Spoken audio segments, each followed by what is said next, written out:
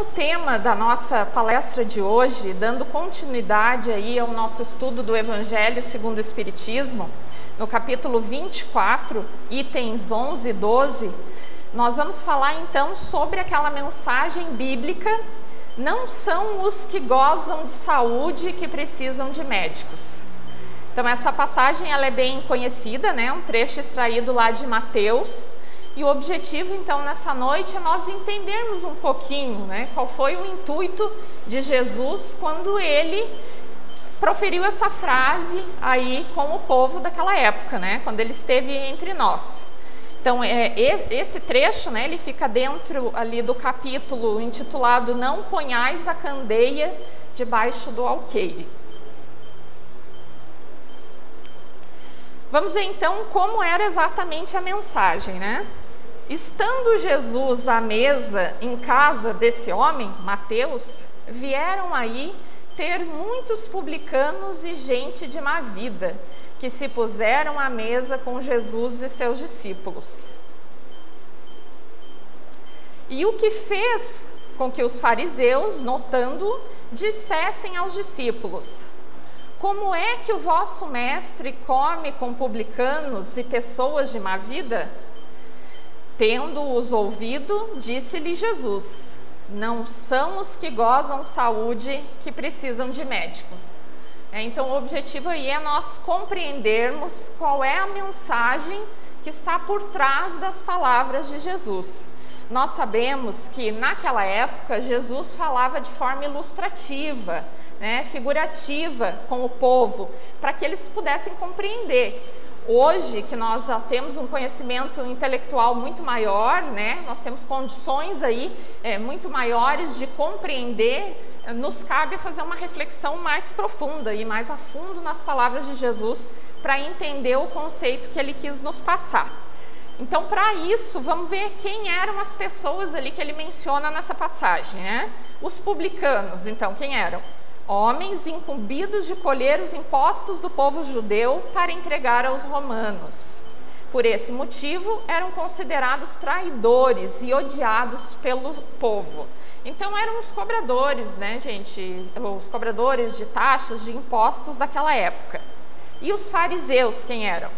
Classe religiosa dominante na época, devotos ao Torá, os 5 primeiros livros da Bíblia, surgidos no século II a.C.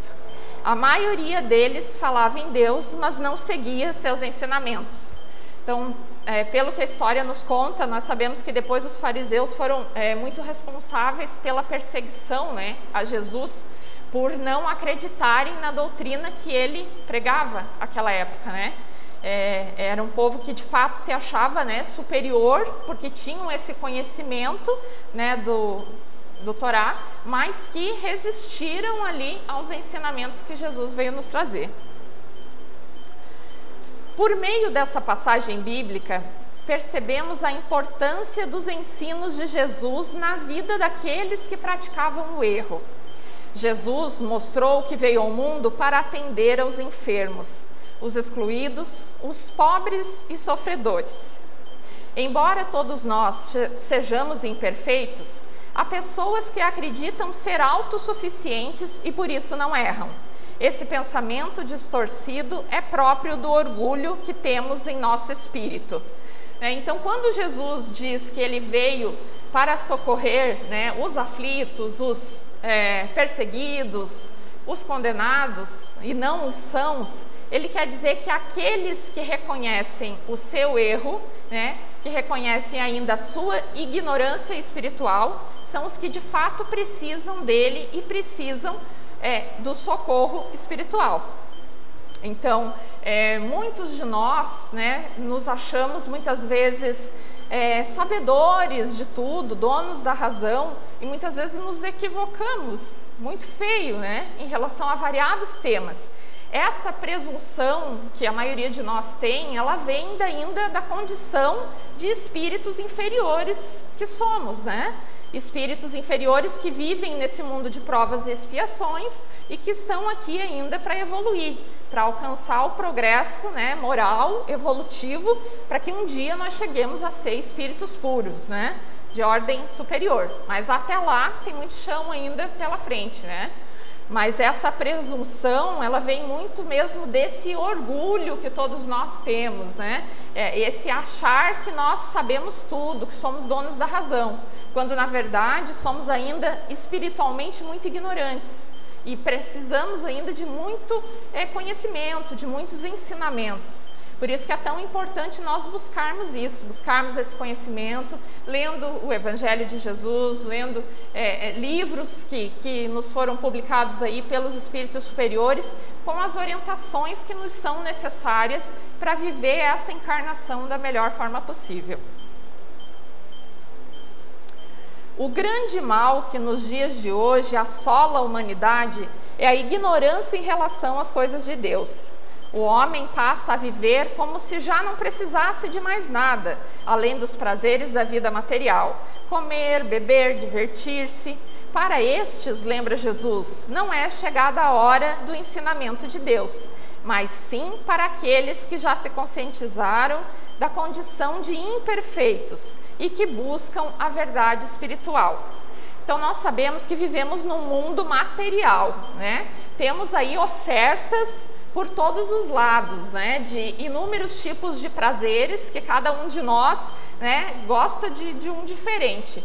Mas muitas vezes nós somos tão envolvidos por isso, né?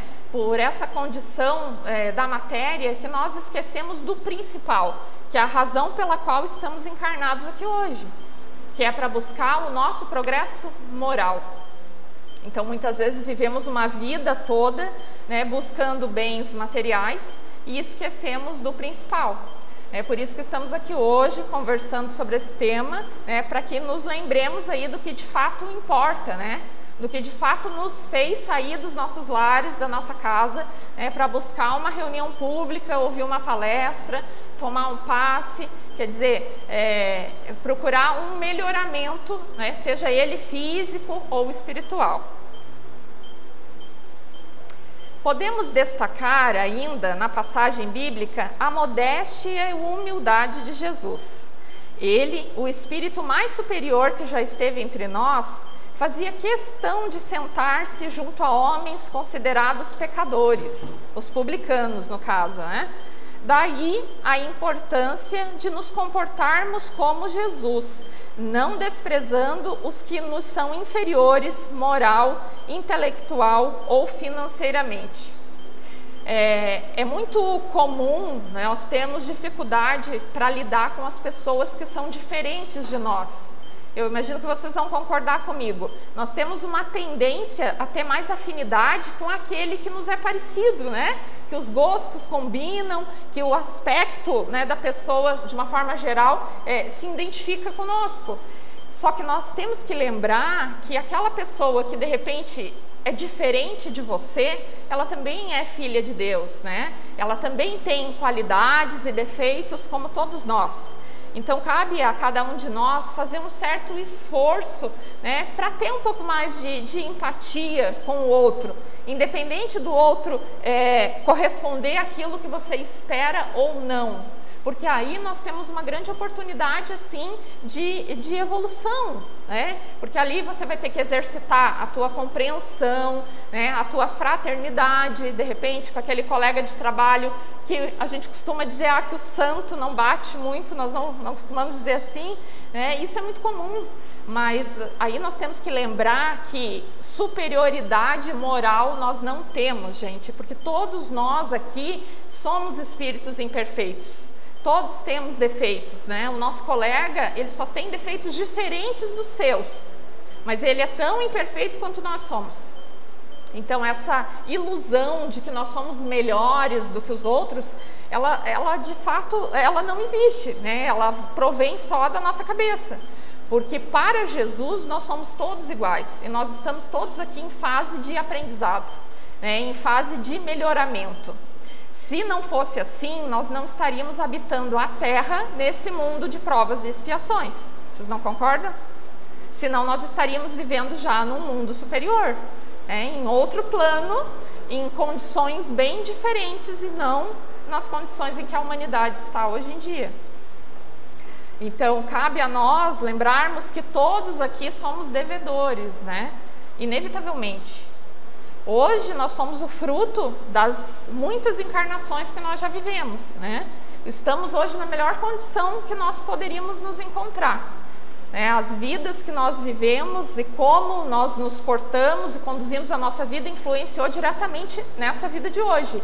E a forma como nós vivemos hoje vai influenciar diretamente para a próxima encarnação em que nós formos viver. Então é importante a gente lembrar disso, né, para nos trazer essa responsabilidade ao que nós estamos fazendo da nossa vida. A passagem de hoje, né, falando as palavras de Jesus, quando ele diz que ele não veio, né, para os sãos e sim para os doentes físicos, os doentes da alma.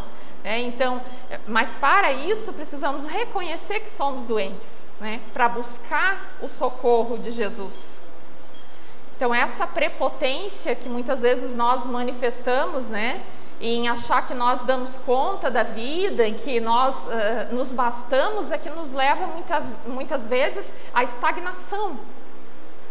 Vocês podem ver, quando nós passamos muito tempo sem rezar, né, sem orar, sem nos conectar com a espiritualidade, acaba que acontece alguma coisa que te tira fora do eixo e faz você voltar, né, porque é a forma, né, de nós nos voltarmos para nós e para Deus e progredir de fato nessa existência. Daqui a pouquinho a gente vai falar um pouco mais sobre esse item aí. Há que se falar ainda da perspicácia de Jesus, que ao perceber a ironia dos fariseus, deixou claro que veio ao mundo para atender os enfermos, não apenas aos enfermos do corpo, mas principalmente aos enfermos do espírito. Ou seja, todo aquele que erra, que se conscientizou de seu erro e que busca o arrependimento com humildade.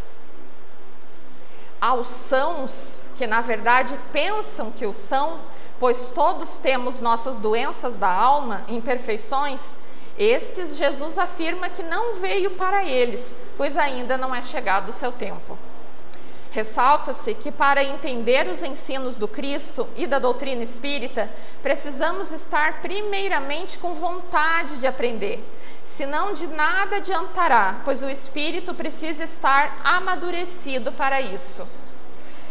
Eu tenho certeza que muitos de vocês já devem ter enfrentado uma situação assim, de ver um familiar, né, numa condição de estar sofrendo um grande problema, de repente uma depressão, né, uma doença na família, e não está conseguindo lidar com aquilo.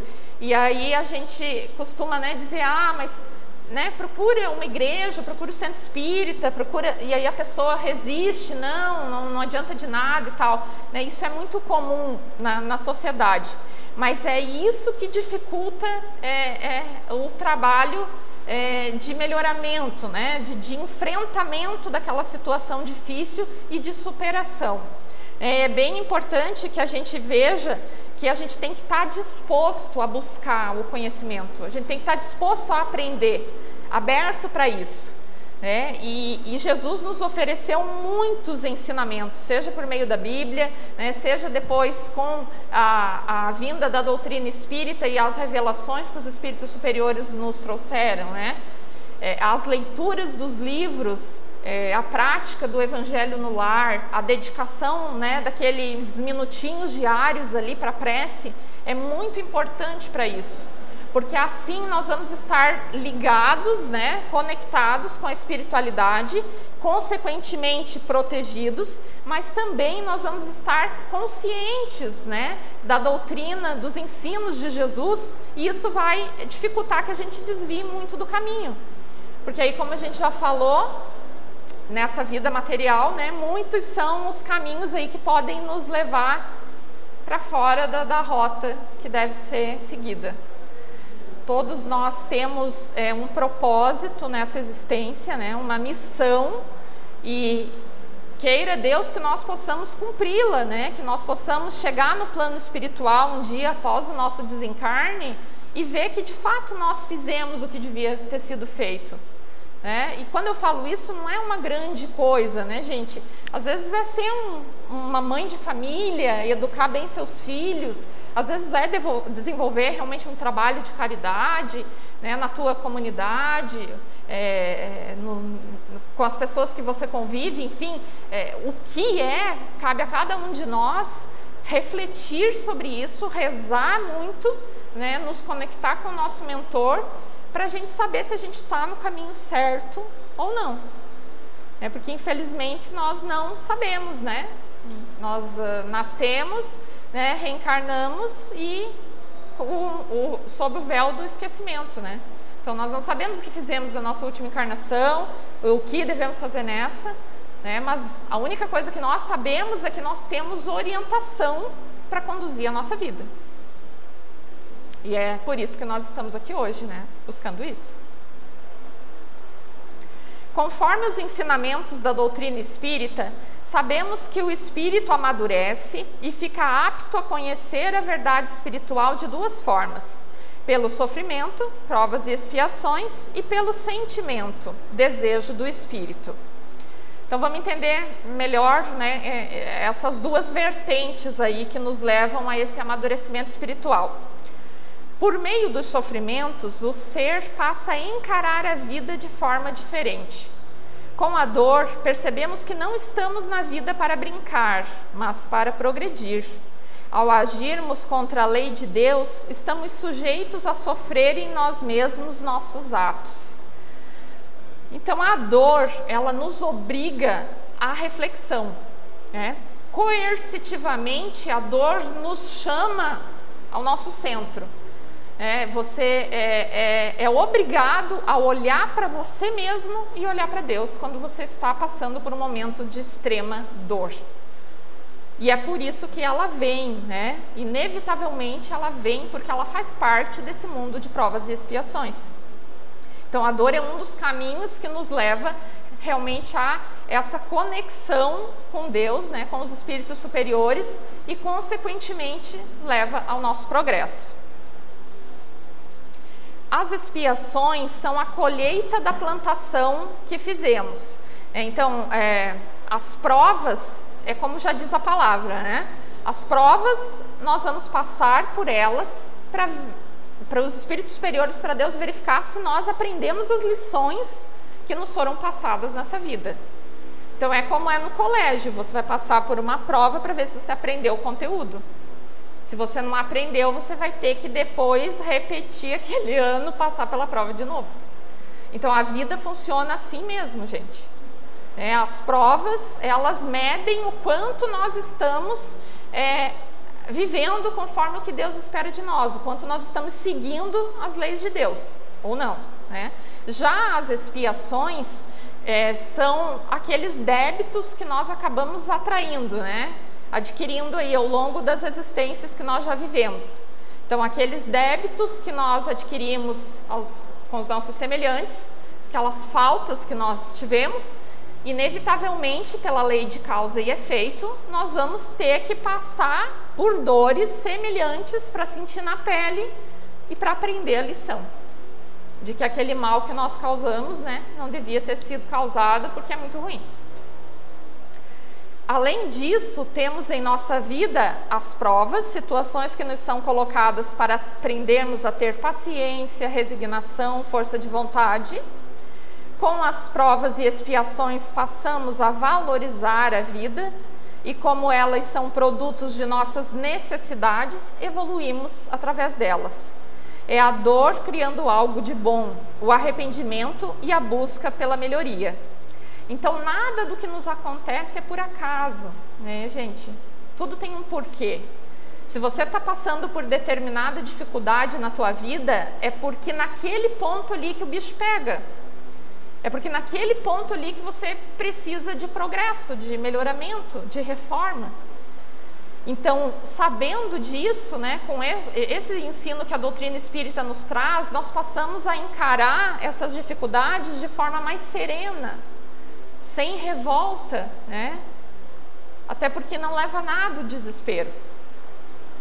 Então a doutrina, por isso é chamada, a doutrina espírita, de doutrina consoladora, porque de fato ela nos traz esse consolo, né, de que o que estamos vivendo não é por acaso, de que independente de ser uma coisa, ao nosso ver, boa ou ruim, ela é necessária e é assim que nós temos que encarar, por mais difícil que seja passar por aquilo.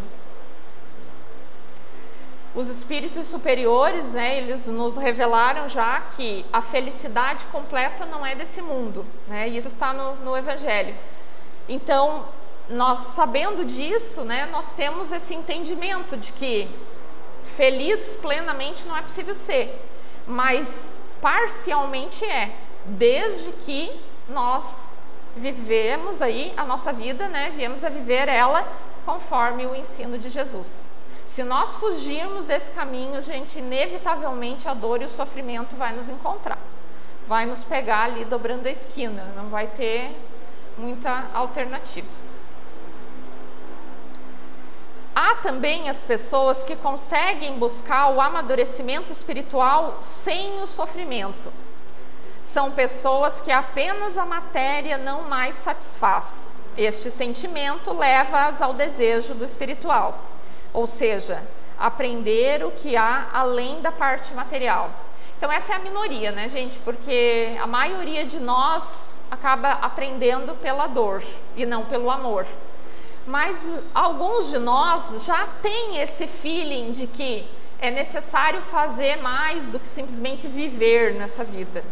De que nós precisamos agir, né, em benefício do próximo. Que esse é o sentido da nossa vida. E esses que já despertaram para esse sentido são os que já estão buscando a prática de uma caridade, né, integrar alguma atividade de caridade na sua vida, no seu seio familiar. E quando eu falo isso, prática de caridade, gente, não estou falando só em doar um valor monetário lá para aquela pessoa que está lá no semáforo, quando a gente está passando de carro rápido lá na corrida, quando está indo para os nossos afazeres. Não, é muito mais do que isso, tá? A caridade, ela vai desde você, muitas vezes, ouvir o teu amigo, o teu colega, quer dizer, emprestar os seus ouvidos para um alívio emocional, sentimental de alguém, até você de fato se engajar em alguma campanha de assistência aos necessitados, né? Doar também, às vezes, né, um alimento, uma marmita para alguém. Eu não estou querendo dizer que vocês, que não é válido, né, doar, enfim, ajudar dessa forma, mas sim que isso é muito pouco perto do que Jesus espera de nós. Infelizmente, só sermos neutros não é suficiente, né, porque muitas pessoas pensam assim, até dizem isso, né, eu não faço mal para ninguém, mas não fazer o mal não é a mesma coisa que fazer o bem. E Jesus espera que nós tenhamos a ação. A inércia, ela nos mantém na estagnação, na mesma condição evolutiva. Então, ela não nos serve para a finalidade da nossa encarnação. Sempre é bom lembrar, né? Vejamos como os pensamentos de Jesus e Kardec andam de mãos dadas. Então, aí tem um trechinho extraído do Evangelho, em que Kardec comenta: Jesus dirigia-se sobretudo aos pobres e deserdados, pois eles são os que mais necessitam de consolação, e aos cegos e humildes e de boa fé, porque eles pedem e lhes abram os olhos, que eles abram os olhos. Não aos orgulhosos que creem possuir toda a luz e não precisar de nada, o que a gente vem falando, né? Sim, Jesus, como na passagem inicial, só pode ensinar quem quer aprender. É hora de buscarmos conhecimento. A fé em Deus deve fazer com que busquemos corrigir os nossos próprios defeitos e buscar a compreensão. Ter a coragem de querer que nossos olhos sejam abertos, ou seja, deixar o orgulho de lado e colocar-se humildemente em posição de aprendizado. Deixar nossos interesses materiais um pouco de lado e dedicarmos-nos em benefício do próximo e de nosso autoconhecimento. Se alguém quiser me seguir, negue-se a si mesmo, tome a sua cruz e siga-me. Pois o que quiser salvar a sua vida, perdê-la-á. Mas o que perder sua vida por amor de mim e do Evangelho, salvá-la-á. Pois de que aproveitará o homem ganhar o mundo inteiro e perder a sua alma? Um trechinho aí de Mateus, em que fica bem claro, né, gente? Quando Jesus fala, tome sua cruz e siga-me, quer dizer, compreenda as suas dificuldades, né, as suas adversidades, mas mantenha-se firme na sua fé. É isso que ele quer dizer. Aquele que quiser salvar a sua vida, perdê-la-á, ele está querendo dizer que aquele que quiser viver demais a vida, aproveitar a vida ao máximo, todos os prazeres que ela pode lhe dar, vai acabar se perdendo. Vai se perder da finalidade da existência. Está em nossas mãos o caminho que queremos seguir.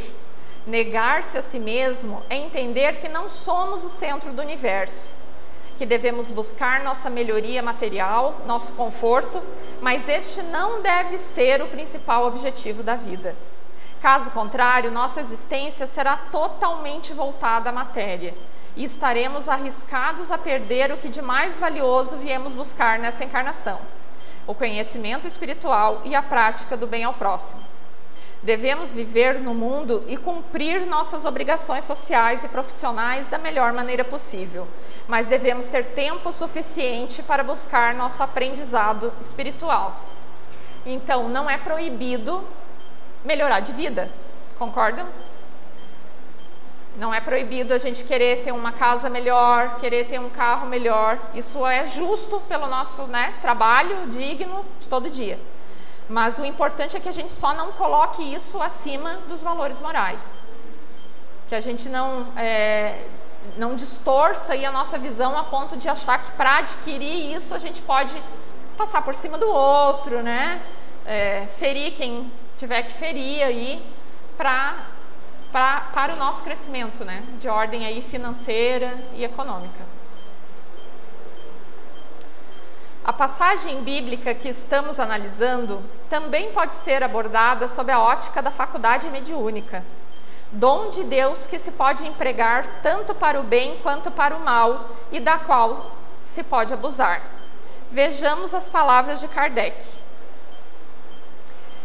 Há quem se admire de que por vezes a mediunidade seja concedida a pessoas indignas, capazes de a usarem mal. Parece, dizem, que tal preciosa faculdade deverá ser atributo exclusivo dos de maior merecimento. Então, vejam, é curioso porque essa mensagem bíblica de Jesus, ela pode ser analisada sob várias óticas, né? Se nós ficássemos aqui por mais tempo, eu poderia trazer para vocês ainda vários outros aspectos. Esse da mediunidade é muito interessante, porque muitas vezes nós acreditamos que para ser médium, para ter faculdade mediúnica, o sujeito tem que ser santo, ou o sujeito tem que ser assim uma coisa fenomenal, né? Subhumana. E não. A mediunidade é uma faculdade que, inclusive, todos nós temos, uns mais desenvolvida, outros menos, mas que é nos dada muitas vezes para possibilitar esse crescimento evolutivo que nós estamos falando aqui. Então, aquele que é médium, ele não é melhor do que nós, não, ele só tem essa faculdade desenvolvida por alguma razão. Muitas vezes, né, para que ele, por meio dela, pratique aí a benevolência, né, se ajude e ajude os outros também. Digamos, antes de tudo, que a mediunidade é inerente a uma disposição orgânica, de que qualquer homem pode ser dotado, como da de ver, de ouvir e de falar. Inclusive, a mediunidade ela pode ser desenvolvida, tá, gente? Ela pode ser desenvolvida no lugar correto, obviamente dentro de uma casa espírita, né? Tendo o auxílio adequado. O médium ele não pode desenvolver a mediunidade na sua casa, né? Em outros ambientes. Por quê? Porque senão ele fica suscetível a influências de espíritos inferiores. Dentro da casa espírita, a gente tem certeza que a influência espiritual que o médium vai receber é de espíritos bons, né? Espíritos trabalhadores. Agora, em qualquer outro lugar, já não.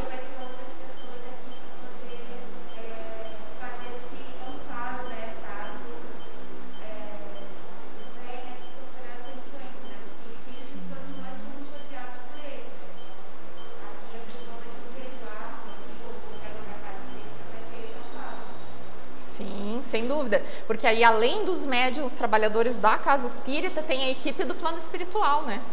Então, se aquele médium, ocasionalmente, ali está na companhia de maus espíritos, a equipe do plano espiritual vai providenciar o encaminhamento.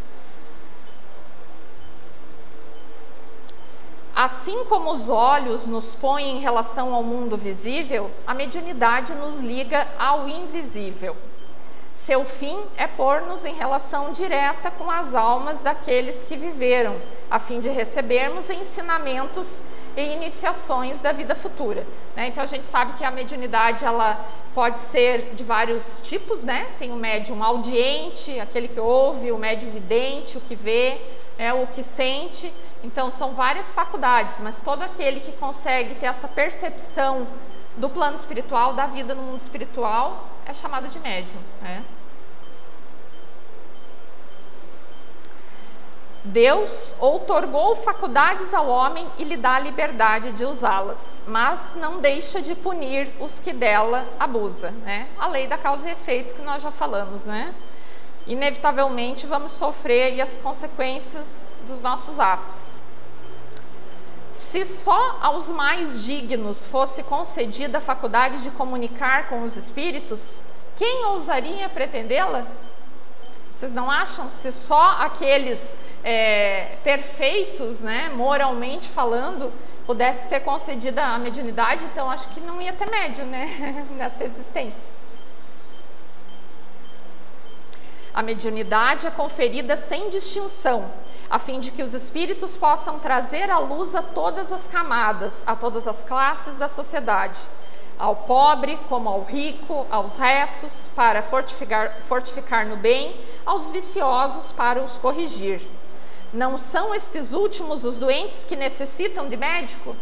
Não tem a ver com a passagem bíblica que nós estamos falando aqui hoje? Tem, né? Tudo a ver. A mediunidade não implica necessariamente relações habituais com os espíritos superiores. É apenas uma aptidão para servir de instrumento, mais ou menos dúctil aos espíritos em geral, né? Flexível, maleável aí. O bom médium, pois, não é aquele que comunica facilmente, mas aquele que é simpático aos bons espíritos e somente deles tem assistência.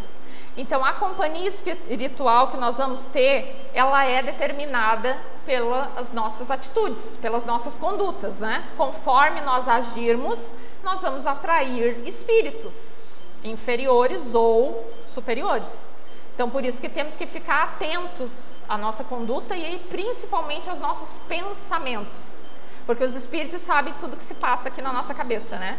Então, muitas vezes a gente acha que está enganando, a gente pode estar enganando o outro, né? A nossa família, nossos amigos, mas a espiritualidade a gente não consegue enganar. Eles sabem exatamente o que nós estamos pensando e se aproximam de nós por isso, por essa vibração, essa frequência que nós emitimos conforme o que está passando aí na nossa cabeça. Aquele que se utiliza da mediunidade para seu adiantamento e o de seus irmãos desempenha uma verdadeira missão e será recompensado. O que abusa e a emprega em coisas fúteis ou para satisfazer interesses materiais desvia-a do seu fim providencial e tarde ou cedo será punido, como todo homem que faça mau uso de uma faculdade qualquer. Então nós temos muitos exemplos aí, né, gente, de médiuns conhecidos, né, que já passaram em noticiários aí, que fizeram mau uso da faculdade mediúnica que lhes foi concedido, né? E sabemos também que temos muitos médiuns, né, trabalhadores que estão dentro das casas espíritas fazendo bem, né, cumprindo aí a missão que lhes foi dada. Então cabe a cada um de nós, né, tentar buscar o ambiente adequado, né, o centro espírita reconhecido aí, que tem um trabalho idôneo, né, não irmos a qualquer lugar, né, sem ter referências, porque vamos ser influenciados diretamente, né, por os espíritos que estão ali naquele local. Era isso, alguma dúvida?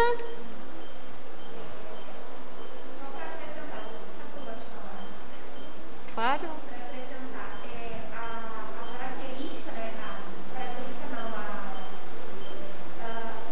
A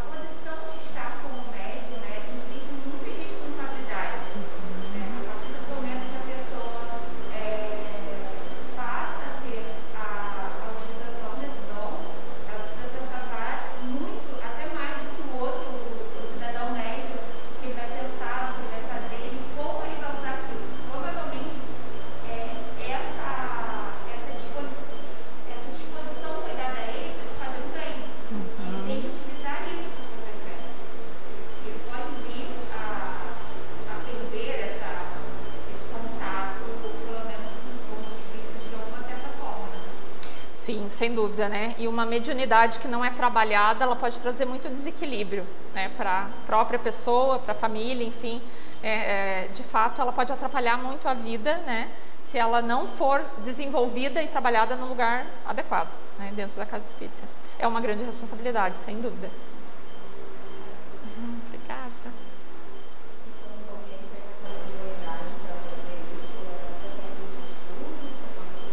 Sim, sim. Tudo começa com um estudo sistematizado da doutrina espírita. E por isso que nós convidamos todos vocês para virem para os nossos cursos espíritas. Inclusive o Zé, nosso colega, chegou no momento bem adequado. Obrigada, Zé. Sim, sim. Vamos para o passe, gente, então depois vocês retornam. Nos preparemos para o momento do passe e fluidificação das águas. Coloque um recipiente com água limpa para ser fluidificada. Irmãos, não importa aonde você está, quais as dificuldades que está enfrentando, Jesus está sempre pronto para vir em nosso socorro. Coloque-se de maneira confortável que lhe facilite a concentração e a receptividade. Respire lenta e tranquilamente. Inspire, expire. Inspire, expire. Encha seus pulmões de ar e solte bem devagar. Deixe que energias de tranquilidade e paz penetrem seus pulmões, circulem por todo o corpo. Sua alma, em harmonia com o corpo, se sente tranquila e em paz. Mentalizemos a passagem de Jesus. Dia claro, os raios dourados do sol iluminam a paisagem alegre de Cafarnaum. Casario branco, trepadeiras multicoloridas e pássaros saltitantes enchem a paisagem de otimismo. A notícia das curas atraía a multidão dos necessitados. Subitamente Jesus aparece, esguio e belo. A túnica desce-lhe até os pés. Ao pôr do sol, todos os que tinham doentes atingidos de males diversos traziam-nos, e ele, impondo as mãos sobre cada um, curava-os. Assim narra o evangelista Lucas.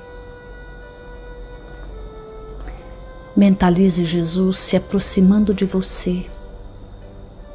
Ele impõe as mãos amigas sobre a sua cabeça. Perceba que de suas generosas mãos cai uma cachoeira de águas claras e puras, vindas do seu amor a te banhar.